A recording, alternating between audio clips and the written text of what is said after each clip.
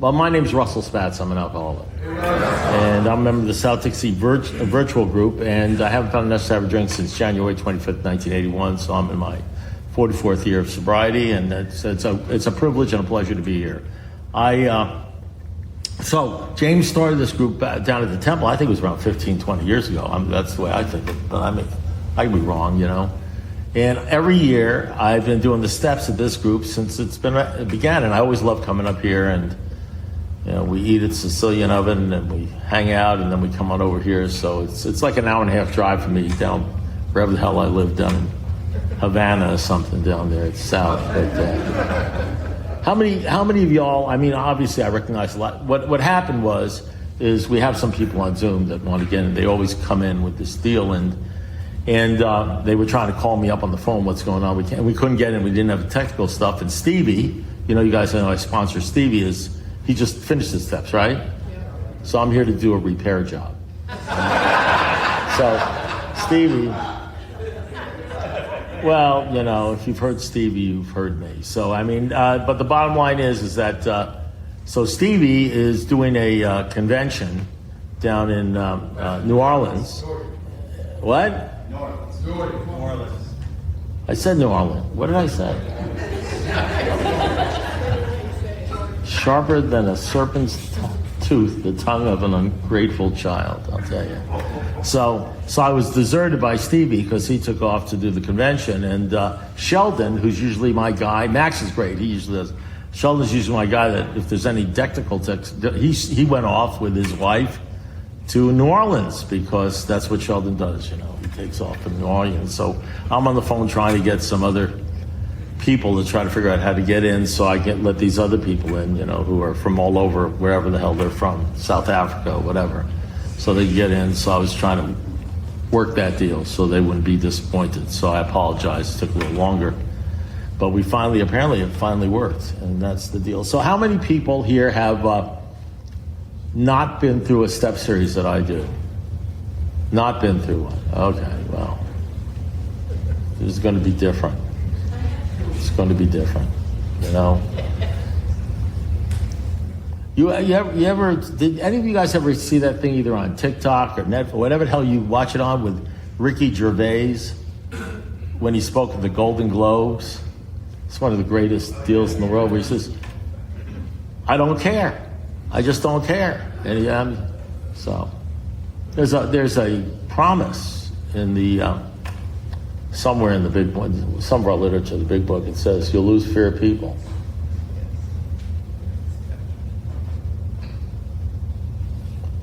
Isn't that what it says? No, it's You lose fear of people. You ever not express how grateful you are to God at an AA meeting, or talk about God at an AA meeting because you're worried about what people will think about you?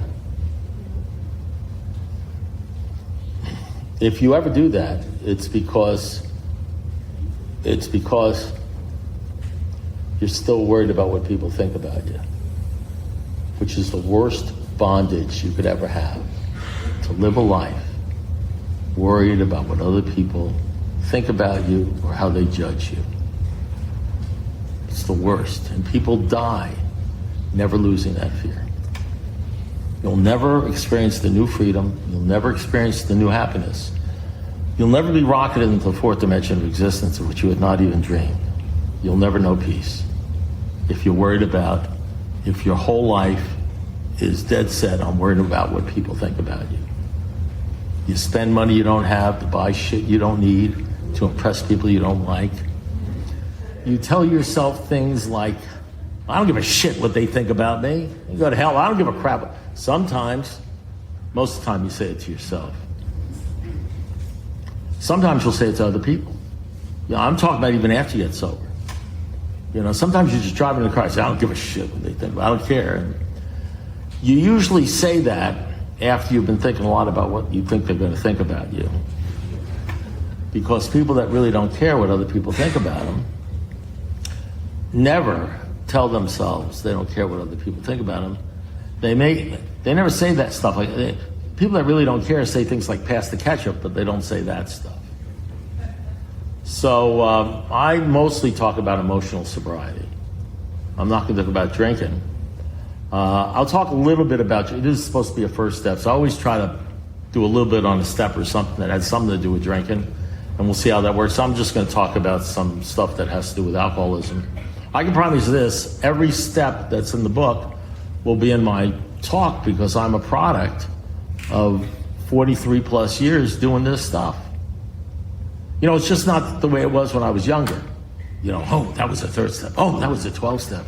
Oh, I think I did a 4th step there. I got to do a 10th step. It's not like that anymore because, you know, it's like wax on, wax off. Once you've been working the steps and you develop a way of living that requires rigorous honesty, and once you do it over and over and over and over and over again, you end up living a life that comports with the working of the steps.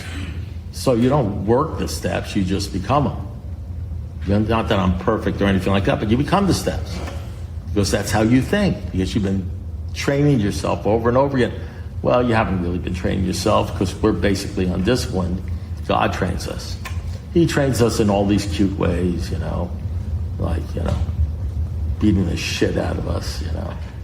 He's sort of like stop that. He's sort of like a giant, it's sort of like a giant, a car wash. What is that? Car wash. It's like, you go in on the front end, you're all dirty and slimy and screwed up. And you get into the car wash, you're on the conveyor belt, you know? Anybody ever been through a car wash? You sit on the conveyor belt, and you get into the car wash, and there's like 1,000 men in there with big giant mallets, and they start beating the living shit out of you. And you go through that deal for about 40, 50 years, you know what I mean? And by the time you get to the end, it sort of feels like a Swedish massage. You say, man, I think I'll try that sucker again, you know?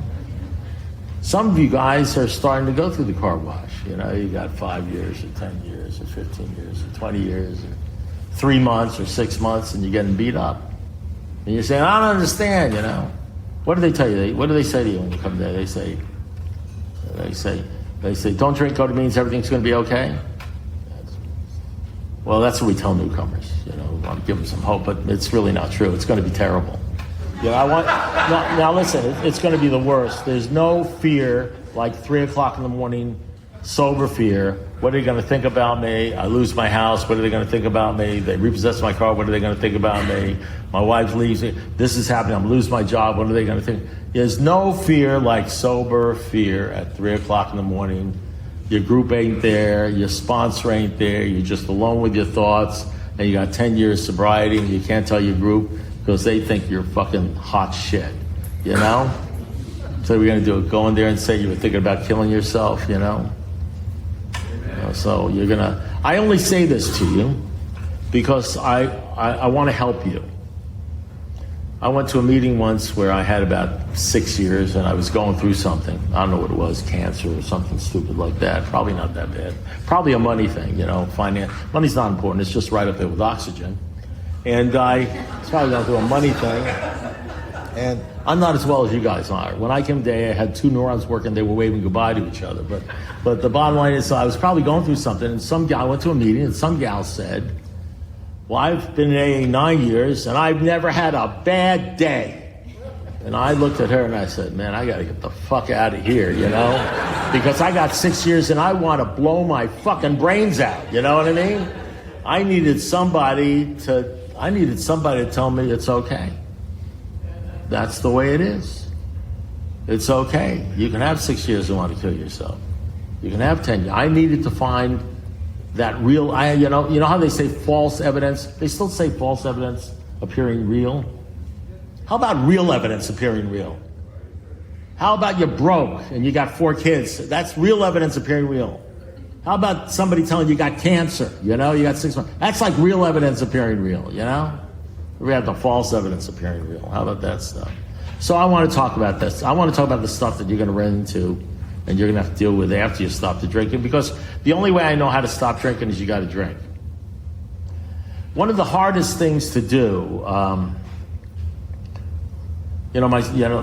my sponsors used to say to me, he'd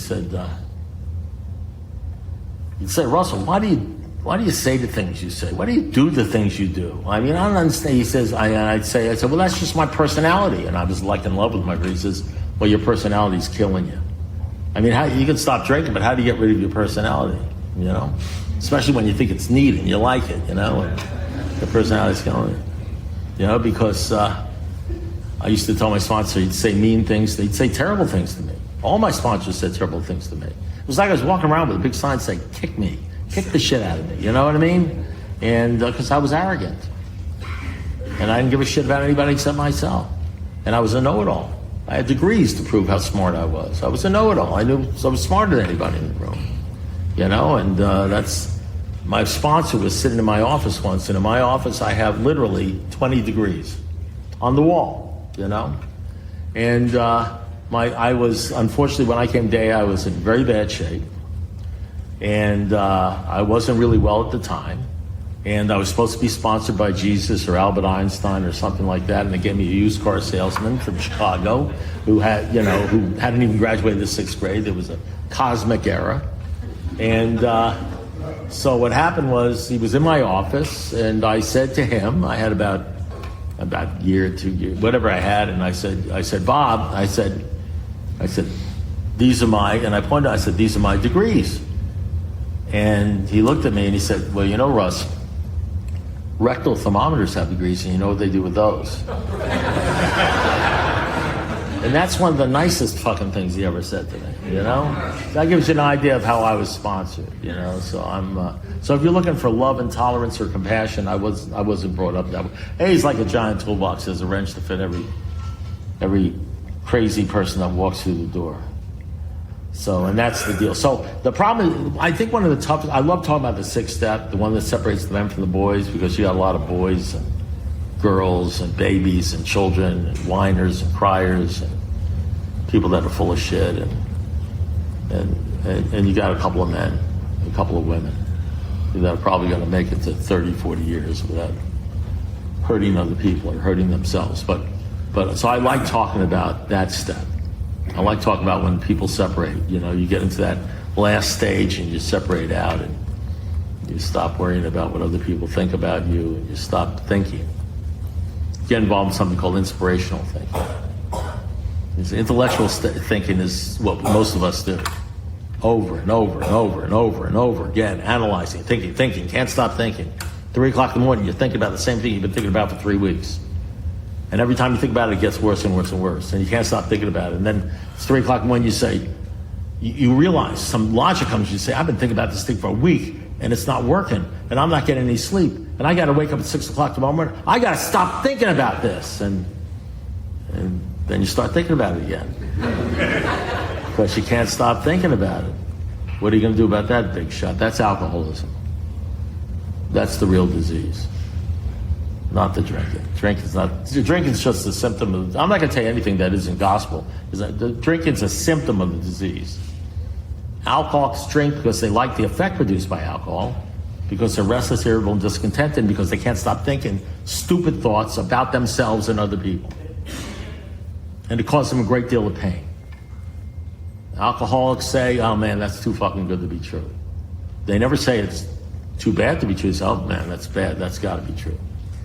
Alcoholics think bad thoughts about themselves and other people all the time. It's always self-destructive thoughts. You know, and they can't help do it. And you want something, in a weird way, they're sort of comfortable with it. Because ever since they were born, they've been thinking like idiots. They've been thinking like, if you want to know what an alcoholic's about, just look at an angry 6-year-old. They may look like they're 50, but they're really angry 6-year-olds. You know, they don't give a shit about anybody except themselves. I'm not talking about you guys, because I could look at you guys and I could see you are, what do they call them? You're spiritual. You've evolved to that point in time where you're so fucking spiritual.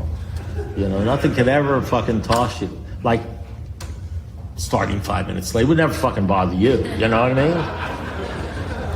Because you guys are so solid. You know, I could tell that just looking at you as the entire place started undulating. You know what I mean? Whenever you're disturbed, no matter what the cause, there's something wrong with you. That's our spiritual axiom. You got to sign on to that deal if you want to really, grow up in this thing. That's the deal. So I know I hop around a little. So the hardest thing for me, really, I always believe that the hardest thing for me to talk about is the first step. And because I didn't do the first step.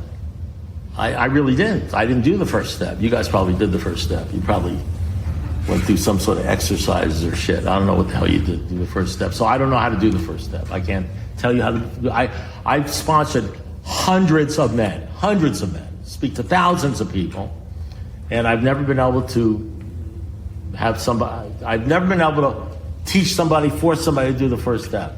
They say, will you talk to my cousin? Will you talk to my brother? Will you talk to, well, just have him call me. He says, well, he won't call you. I said, well, I've never been able to get somebody to the first step. Just can't do it. So, because the only reason I got to the first step is I drank. Why all this? My sponsor used to say, never rob an alcoholic of his desperation. Every alcoholic has to drink his first drink. So the deal is that I drank until I thought my life was over. That's the deal. I drank until I thought my life was over. Then I got down on my knees and I asked Jesus to come into my life. And I'm a Jewish kid from New York, but that's how bad it was. I can't explain that. What I can tell you is I'm an if-onlyer and a yes-butter, and you don't understand, and you don't get it, and I'm an arguer, and you want to tell me about my drinking, I'm going to talk to you about your mother. You know what I mean? It's real simple. You're going to come at me and you talk about the drinking, and I'm going to say, listen, I appreciate what you say. I understand why from where you're standing, I look like I have a drinking problem. But the truth is, I don't have a drinking problem. I drink because I have problems. As a matter of fact, my problems perfectly match my drinking. And pretty soon, my problems are going to go away. And I won't have to drink anymore. So thank you very much for your advice, but why don't you go fuck yourself? And that's sort of like the attitude. That's the attitude I'm going to come at you if you try to tell me anything about me. Even if you love me and you're telling me the truth, you understand? The truth, because I can't handle the truth. And the reason I can't handle the truth is because deep down inside, I know I'm a piece of shit and I ought to die. I know I'm insufficient and not good enough, and my entire life is spent trying to prove to you I'm okay, and trying to see, if I'm an alcoholic, that means I'm a please love me aholic, please don't reject me aholic, why are you looking at me that way aholic, why don't you pay attention to me? I am so filled with need for you to love me and accept me that it's pathetic. And that means I think about you all the time, and I think about you and how you're thinking about me and how I look to people and what I need. And I wake up in the morning and say, if I only had a new wife and I had a new car, if I only had more money, if I only could lose 50 pounds, if I only had a new blouse, or I only had a new suit, or whatever, or if I lived in Chicago, I'd be okay. And I don't even realize that my whole life is telling myself I'm not okay.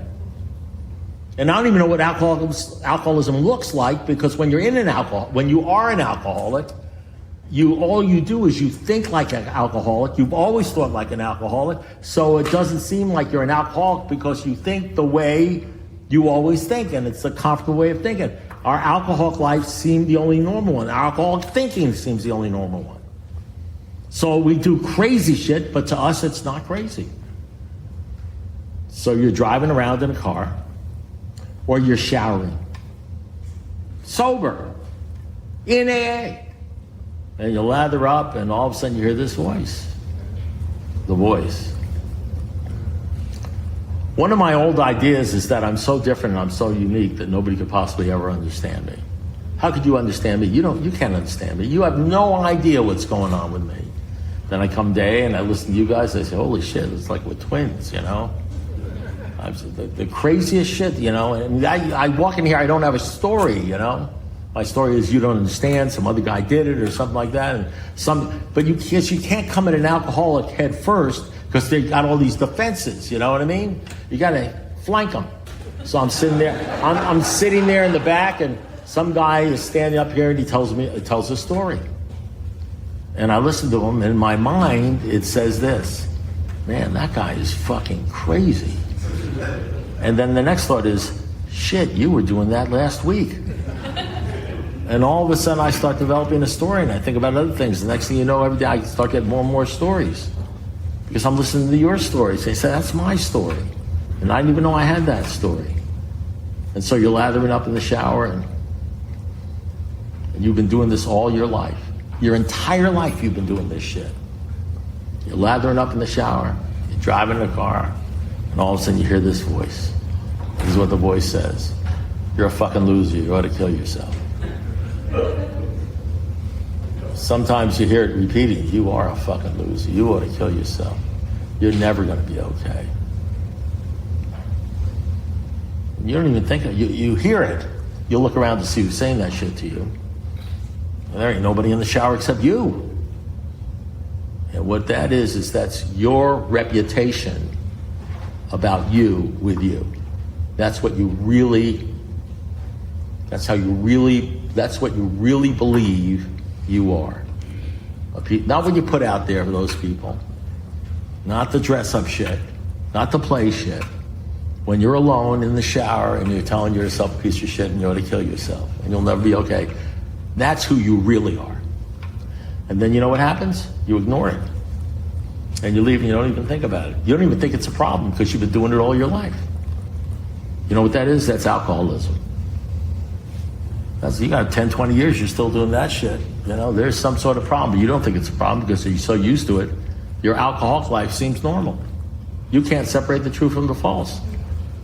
You know, you want to talk about drinking or not drinking when the real disease centers in your mind, not your body. So every alcoholic, where you insist they must hit bottom, because nobody's going to do the kind of stuff we tell you to do unless you think your life depends upon it. And the stuff we're going to tell you to do isn't going to have anything to do with drinking except indirectly. It's going to have to do with growing up and completely changing your old ideas into new ideas. And the only way you do that is you got to get rid of your old ideas. And you don't want to get rid of your old ideas because you don't even want to listen to people talking to you because you hate everything that moves, including yourself. And because you have no self-esteem, zero, and you feel so shitty about yourself, if anybody's ever talking to you, you feel they're talking at you. And so the way you get rid of that is you just hate the person. You hate the person's personality. And you say, this guy's full of shit. And then you just cancel out everything. You stay exactly the way you are. I'm not talking about you guys, by the way, so don't get defensive. I'm talking about other people, you know. I'm talking about people in my group, you know that kind of shit. So what happens is, I'm, obviously I have hundreds of stories. We'd be here 10 years or something. So, but I'm going to tell you just a couple of stories. It's sort of like about early sobriety, and later on we'll get into later sobriety. And it may have something to do with the first step, maybe not. I don't know. So I was in a class one day in college, and I love a line I heard Clancy said, which is true with me. I used to tell my sponsor, I'm sensitive. He says, no, you're just touchy. Great artists are sensitive. And I remember Clancy said this, which is pretty much true with me. He said, I have to give him credit because I heard this and I never forgot. I heard this like 40 years ago. He says, well, here's what happens with alcoholics, And I was up there in heaven, minding my own business, waiting to come down, and whatever the waiting room it is there, little baby, and I'm on the conveyor belt, And God is standing there at the end of the conveyor belt right before the baby's come. This actually happens, by the way. I'm not making this up. This is actually what happens in heaven before you come down. And God is standing there with a spray gun, and he sprays all the babies before they come out. And the spray contains a form of insulation.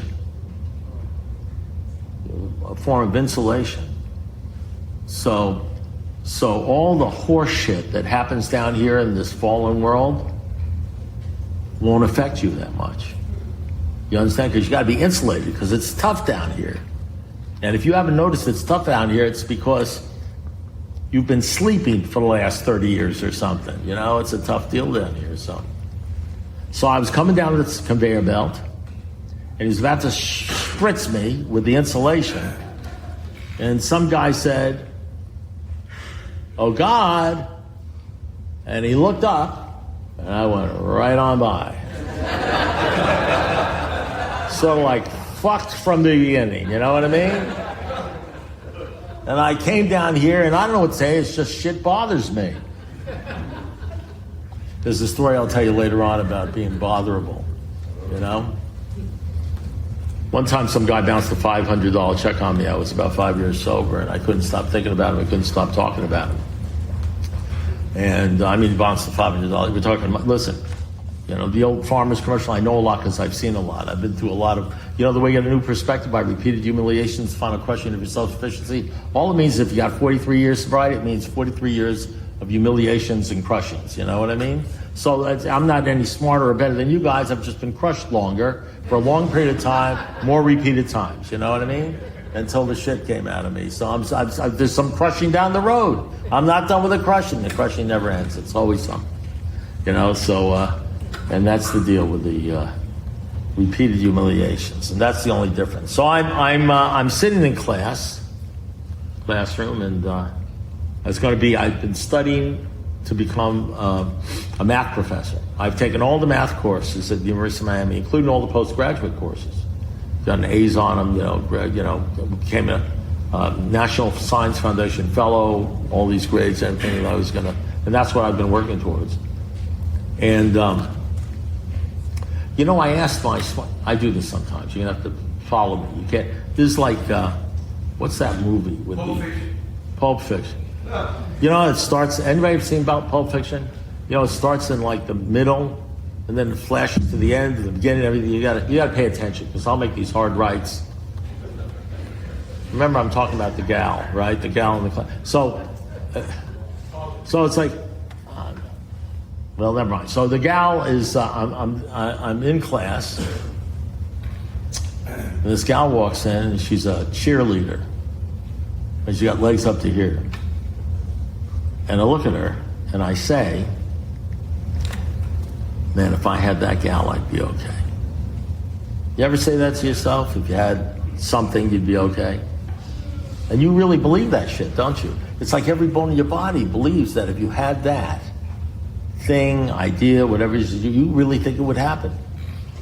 Now, your entire life is getting those things and being okay for a nanosecond and then never being okay again. You know what I mean? So anybody who's got any brain would know there's a problem there. That doesn't work. But you really think, I really knew if I had that gal, I'd be okay. And people would see me with that gal, I'd have that gal.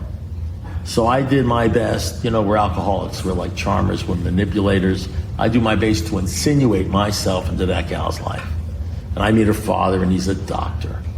I meet her mother, she's a lawyer. I meet her grandfather, he's a lawyer. I say, man, this is a whole family of professionals, doctors and lawyers. And all of a sudden, because alcoholics are brilliant, I say to myself, I don't know, I wake up one day and I say, you know something? I ought to be a doctor or a lawyer. It becomes clear to me that's what I should do. They make more money than a math professor and everything like that. And I immediately changed to becoming a doctor, and I went right down to the med school because I had all the stuff, all the degrees, all the stuff. And they said, well, the only thing you don't have, we would accept you, but you don't have biology. So I was going to take biology, and he says, if you go back to school and take biology courses, you can become a doctor. But I'm an alcoholic, you know. I want what I want when I want it, like an angry 6-year-old. I ain't going back, and I'm not going in reverse. You understand what I'm saying? So I go down to the law school, and they say, oh yeah, we'll take you right away, and I become a lawyer. That's why. So people ask me. I had no idea why I became a lawyer. Well, I thought I knew, because alcoholics started. He said, why did you become a lawyer, Russ? He says, oh man, I like Perry Mason, I like all that stuff. I was like arguing that cause. And here's one. You know why I became a lawyer? Anybody know? Get into some gal's pants. Now, that may sound to you like a ridiculous way to plan a career,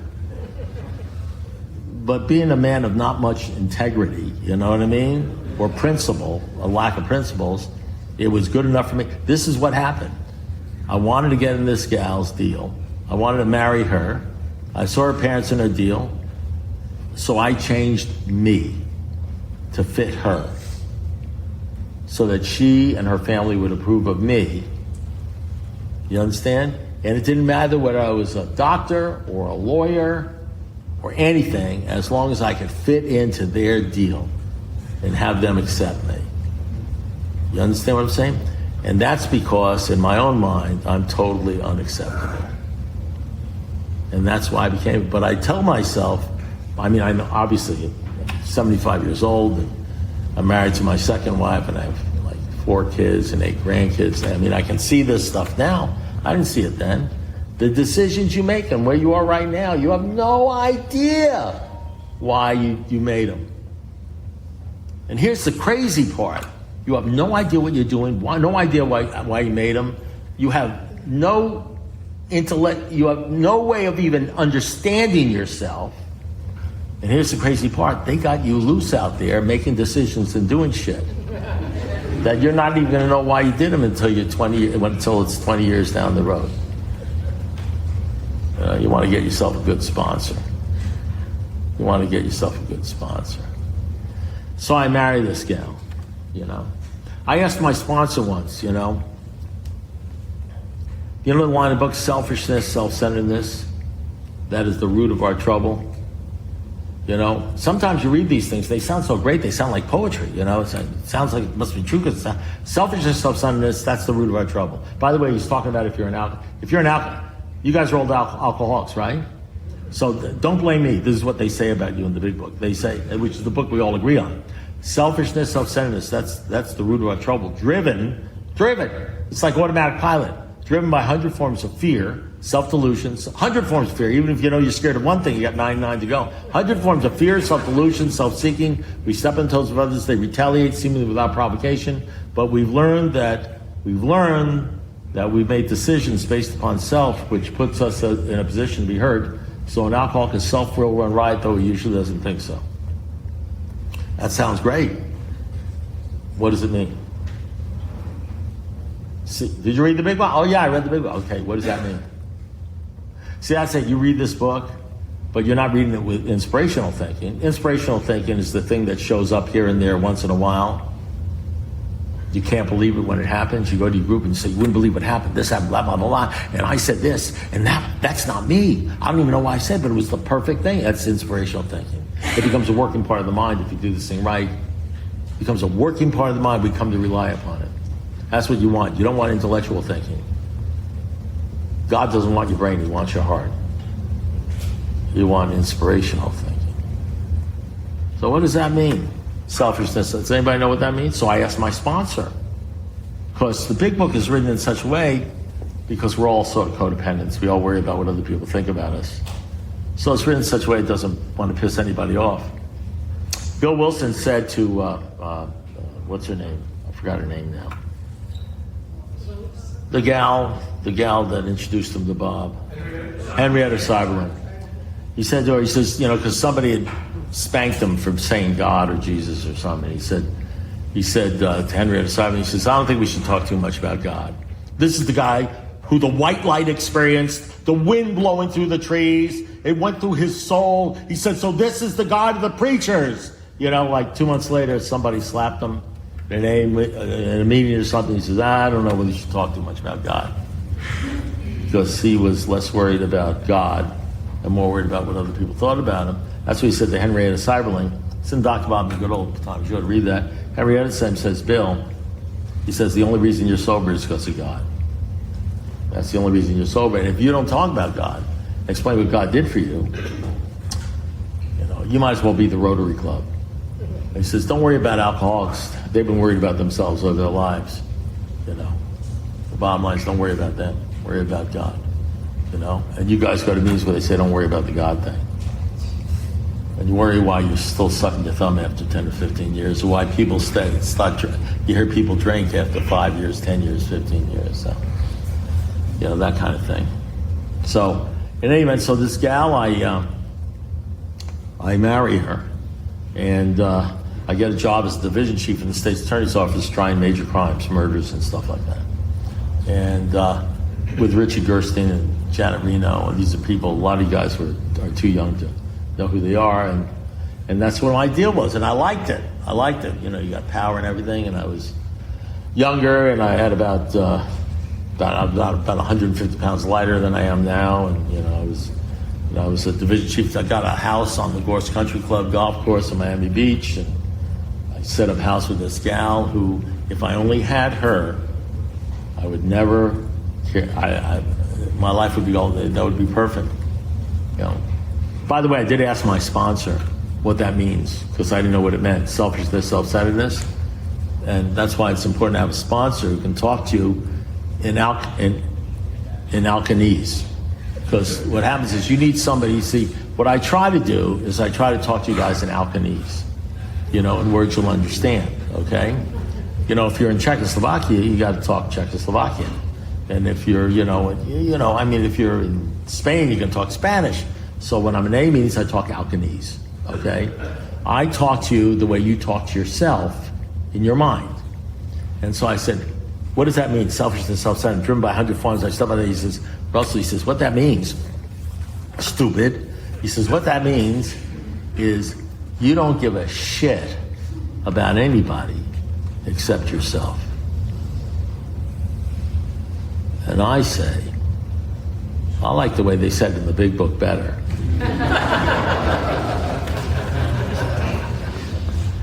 Yeah, I don't want anybody talking to me like that. But unless you find people that'll talk to you like that, you'll never grow up. Never grow up. You don't want people that talk to you and not make you, not disturb you. You want to get disturbed. That guy stole that $500 from me, and I couldn't stop talking about him. My sponsor walks up to me and he says, why are you always talking about this guy? So a week ago, he says, man, he stole $500 from me. He said, you've been talking about it for a week. He says, he stole $500 from me. How would you feel if you said? He says to me, well, how would you feel if it didn't bother you? I said, I look at him, I say, I don't understand the question. I really didn't understand the question. He said, how would you feel if it didn't bother you? I said, I swear to God, Bob, I don't understand what you're talking about. He says, I said, this is very simple. How would you feel if it didn't bother you? I said, I swear to God, I don't understand the question. He said, listen to the question. How would you feel if it didn't bother you? I said, how would I feel if it didn't bother me that he stole $500 from me? He says, yeah, how would you feel if it didn't bother me? I said, well, if it didn't bother me, I'd feel fine. He said, there you go, and he walked away. But I wanted everything he had. He wanted nothing I had. So I married this gal. There's a moral of this story. I married this gal, and we have a child. We have a house in Miami Beach. I got everything you could possibly need, and every night for the next 5 years, I'm sitting in the Alibi Lounge with some homicide detectives, looking at the blondes, brunettes, and the redheads and saying, man, if I only had that gal, I'd be okay. If I only wasn't married, I could have those gals. If I only wasn't married, I could have this. Never once cheated on my wife physically. As a matter of fact, I was very proud of myself for that. I just left her sitting at home with the baby and never showed up for 5 years. And then one day she came out. Apparently I guess I didn't marry a codependent. She had somehow discovered self-esteem or something. She said, I don't need this shit. And she came, because all I need is one crazy gal, you know what I mean, that'll adore me and tell me how much she loves me, and no matter how much of a fucking fool I am, I'll go on for years, okay? That's enough for my ego to satisfy my ego.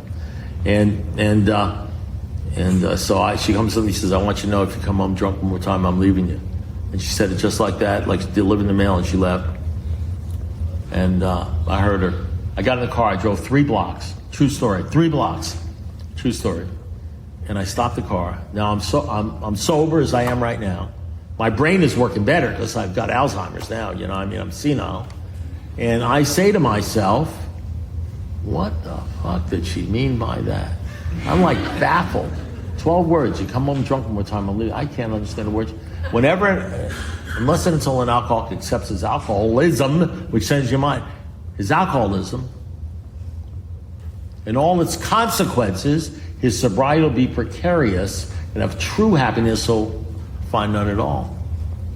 Apparently one of the consequences of my alcoholism is if you tell me something I don't like, it confuses me. I get confused.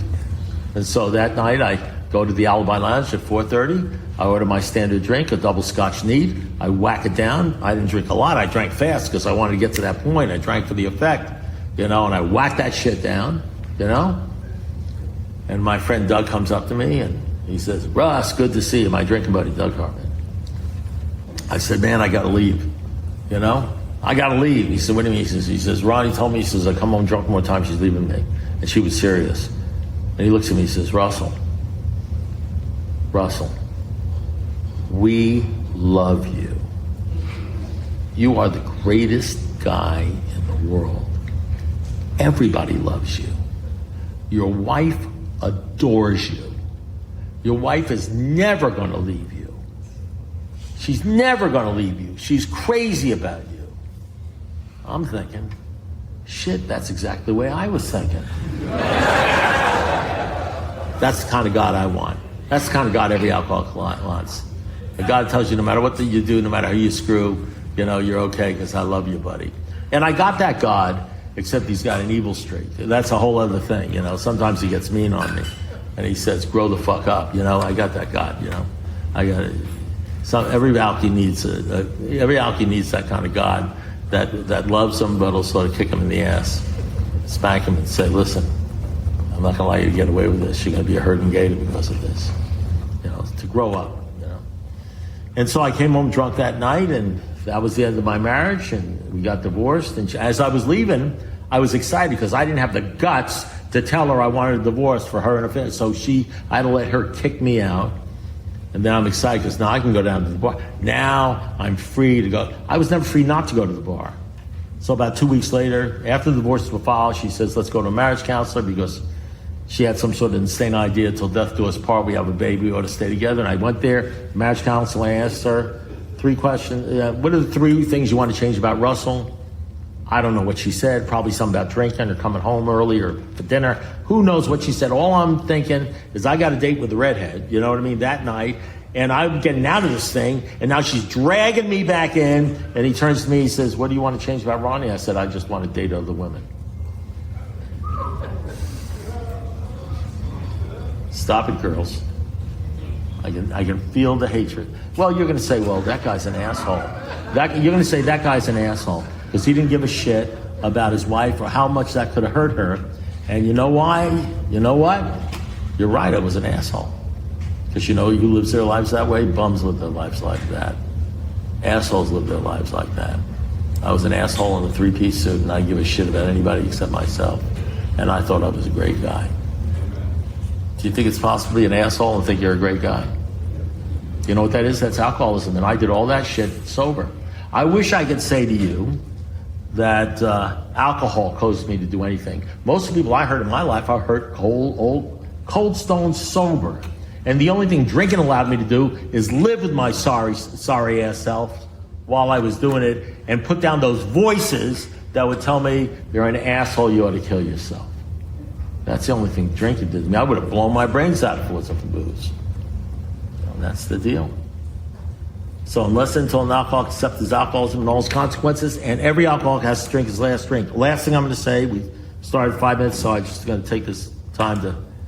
So I got divorced, and I started out to be... to do my goal. I was no longer be a professor of math or a lawyer. I was going to be the Hugh Hefner of Miami. But some of you guys are so young, you don't even know who he is. But I was going to, my first Bible, Playboy, and so I'm sitting there. But it's hard to be Hugh Hefner if you can't stand up, if you wobble and everything. But I used to come home. This is my life. I come home from the office. I sit by the phonograph. I got a bottle of Carlos Rossi Cante. I've got an LP record. You guys don't even know what that is. Some of you guys, and I'm playing the same Alky song over and over again. Only the Lonely. A Pirate looks at, Pirate looks at 40. Rainy Days and Mondays. And I mean, I don't need any of that stuff to feel sorry for myself. I am a self-pity-aholic, but I'm listening to that same stuff, and I'm thinking about my life. I'm thinking about the girls. I'm thinking about all those girls that treated me like shit and rejected me. And I'm thinking about how screwed up I am. Then I start thinking about my funeral. I start thinking about my funeral. I see me in the box in the funeral. I'm dead. Then I see all them women that rip my heart out, and they're all around the coffin. They're crying their eyes out because they feel so fucking guilty for how they treated me, as well those bitches should feel. Well, yeah, you're laughing. You don't know what it's like. You know, how those bitches treated me. You know what I mean? And then I just get drunk and I go to sleep. And that's pretty much every day for me as a 31-year-old lawyer. And then one night on Christmas Eve, after being kicked out of a party, some gal invited me to because her father said he's a drunk. I'm all alone on Christmas. It's 2 o'clock in the morning. And I look in the mirror and I say, who am I kidding? And I knew my life was over and it was never going to be better again. And I had something called godly sorrow. And I can't explain godly sorrow to you. I mean, I'll try. It's in the Bible. It says, worldly sorrow brings death. Worldly sorrow is self-pity, but godly sorrow brings repentance and salvation. Godly sorrow is not when you feel sorry for yourself. It's when you feel sorry and ashamed for what you have become. You know, people will say, alcoholics will say, well, don't shame them. Don't shame them. He says, no, that's what you need. You need to be ashamed of what you had become. You know, I told that girl I just want to date other women. There should have been a lightning fucking bolt come down and hit me with a shame that is unbelievable. Instead, I had a guy put his arm around me and he says, we all love you, Russell. We all love you. I just seek people out that love me and understand me. And I reached the point in my life at 31 years old where I became ashamed of what I'd become. And then some guy on TV said, if you ask Jesus to come into your life, everything will work out. I got down on my knees in 5 seconds and I said the sinner's prayer, asked him to come into my life. And anybody, a lot of people do that if they get desperate. And I'm a Jewish kid from New York, so it tells you what's going on. Now, I continue to drink for a month. That doesn't mean I think nothing happened. I think something really big happened, like with Bill Wilson. You know, and all I know, a month later, I had my last drink and I went to Alcoholics Anonymous. So I come into this meeting like this, you know, I say, so I'm supposed to be on the first step. So how do I, and so here's when I start thinking. I start thinking I'm supposed to somehow say something so you'll get the first step. You know what I mean? And I started thinking, well, how did you get the first step? He says, you drank. And I actually used to have sponsors. You know what they used to say to me when I'd start acting stupid? He says, why don't you just go out and get a fucking drink? Why don't you just go get drunk? Why don't you get the hell out of here? They were not concerned about whether I drank, or maybe they were concerned about whether they drank, but they knew all I wanted them to do was beg me not to drink, so they could. And they said to me, go to it. I'll buy your first one. You know, there's some people that need to drink. Drinking is not the worst thing that can happen. The worst thing that can happen is you never get this program and you stay sober and you never get it and you drink when you're 25 years sober. And we got a lot of guys in here that do that shit. You know what I mean? The best thing that can happen to you is you hit a serious bottom. You know? You get scared and you get ashamed. That kind of deal. So then I learned a long time ago, but that's another story, and I'll tell it next week about I can't remember half these stories. I can't even remember. The chicken on the roof story. Some of you guys heard the chicken on the roof story. Yeah, I'll tell that next week. You know, about that has something to do with this stuff. So thank you very much.